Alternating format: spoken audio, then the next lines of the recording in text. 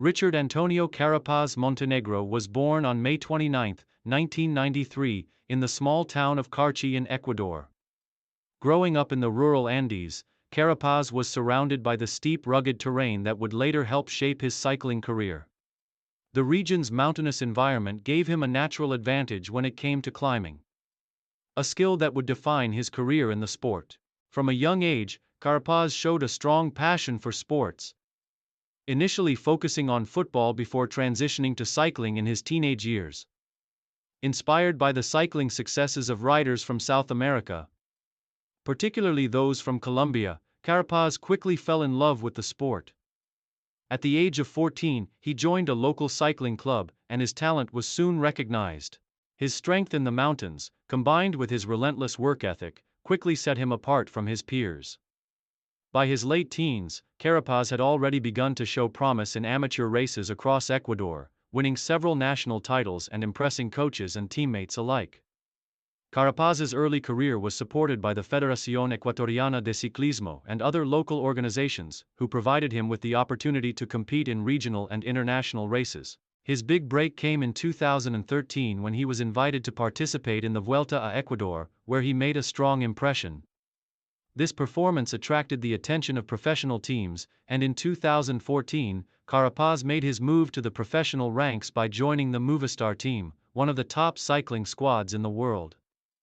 Breakthrough in professional cycling. Carapaz's entry into the professional cycling scene was gradual but steady. In his first season with Movistar, he primarily focused on supporting the team's established leaders. However, his climbing ability and determination were already evident, and it wasn't long before Carapaz began to make a name for himself. The real breakthrough for Carapaz came in 2016 when he took part in the Vuelta a España. While his role was mainly to assist the team's general classification contender, Nairo Quintana, Carapaz's own potential started to shine. In the mountains, he showed impressive strength, helping his teammate while also finishing in strong positions on stages. His performance in Spain was a clear indication that he was ready for bigger challenges. In 2017, Carapaz's first significant victory came when he won the Tour de Suisse, a prestigious one-week race that featured some of Europe's toughest climbs. The victory not only marked his first major win but also confirmed his talent as a future Grand Tour contender. This performance in Switzerland was a stepping stone, and by the time he entered the 2018 Giro d'Italia, Carapaz was ready to make his mark on the biggest stage in cycling. Career peak and major achievements. Carapaz's career reached its peak in 2019 when he won the Giro d'Italia, one of the most prestigious Grand Tours in cycling. At the age of 25, he became the first Ecuadorian rider to win a Grand Tour, securing his place in the history of South American cycling. His victory was the result of a calculated and strategic effort throughout the 3 weeks of the Giro, with Carapaz showcasing his climbing prowess, consistency, and tactical intelligence. Carapaz's victory in the 2019 Giro d'Italia was hard-earned. In the early stages of the race, he had to overcome significant challenges, including fierce competition from the likes of Vincenzo Nibali and Simon Yates. However, Carapaz's performance in the mountains set him apart, and he went on to claim the pink jersey after a dramatic stage in the Dolomites, one of the most grueling sections of the race. His victory not only earned him the admiration of the cycling world, but also made him a national hero in Ecuador, where his achievement brought attention to the country's rising cycling scene. After his victory in the Giro, Carapaz cemented his place among the sport's elite. He continued to perform well in the biggest races on the calendar, including the Tour de France and Vuelta a España. In 2020, Carapaz finished second overall in the Vuelta a España, further showcasing his consistency and ability to compete at the highest level in the Grand Tours. His strong finishes in these races demonstrated that his Giro win was no fluke, and he was more than capable of challenging the world's top riders in multiple races. In addition to his Grand Tour success, Carapaz also excelled in one-day classics and shorter stage races. In 2020, he secured a stage win in the Tour de France, demonstrating his ability to compete across all types of terrain. His tactical acumen and versatility became key assets for Movistar, making him a valuable asset in any stage race.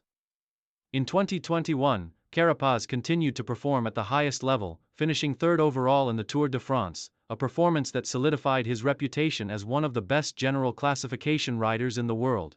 He was also part of the Tokyo 2020 Olympic Games, where Carapaz went on to achieve one of the most significant victories of his career. He won the gold medal in the road race, becoming the first Ecuadorian athlete to win an Olympic gold medal. The victory in Tokyo was the culmination of years of hard work and determination, and it solidified Carapaz's legacy as one of South America's greatest cyclists. Challenges and transitions. Despite his incredible achievements, Carapaz's career has not been without its challenges. As a climber, he has faced fierce competition from some of the sport's biggest stars, including Chris Froome, Tadej Pogačar, and Egan Bernal. He has also had to deal with the pressure of being a team leader, particularly in races where his Movistar teammates were also vying for top positions. In 2020, after years of competing alongside fellow climbers like Nairo Quintana, Carapaz made a significant move in his career by transferring to Ineos Grenadiers, formerly Team Sky. The move was motivated by the desire for new challenges and a team capable of supporting him in his ambitions to win more Grand Tours. While his transition to Ineos came with some adjustment, Carapaz's strengths in the mountains and his ability to read a race strategy proved valuable to the team. However, in 2021, Carapaz faced some setbacks, including a few underwhelming performances in races like the Giro d'Italia, where he was unable to defend his title.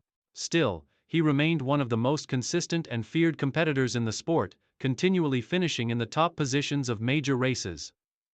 Recent years and legacy. As Carapaz enters the later stages of his career, his impact on the world of cycling is undeniable. His victory in the Giro d'Italia, his performance in the Tour de France, and his Olympic gold medal have solidified his place in the history books of Ecuadorian and South American cycling. His ability to compete at the highest level across multiple Grand Tours and his tactical brilliance in stage races have earned him the respect of his peers and cycling fans worldwide. In recent years, Carapaz has continued to perform strongly, particularly in the Vuelta a España and Tour de France, where he has consistently placed in the top 10 overall. He remains one of the sport's top climbers and continues to inspire younger generations of cyclists, especially in Ecuador and Latin America, where his success has sparked a surge of interest in the sport. Carapaz's legacy extends beyond his victories and podium finishes. He is regarded as a rider who embodies the determination, resilience, and spirit of South American cycling. His success has helped put Ecuador on the map in terms of competitive cycling, and his journey from the rural Andes to the top of the sport is a testament to his hard work, sacrifice, and love for the sport. Looking ahead, Carapaz continues to pursue his goals in the cycling world. Whether competing in the Giro d'Italia, Tour de France, or the Vuelta a España, he remains one of the sport's premier stage racers, a figurehead for Ecuadorian cycling, and a role model for aspiring athletes.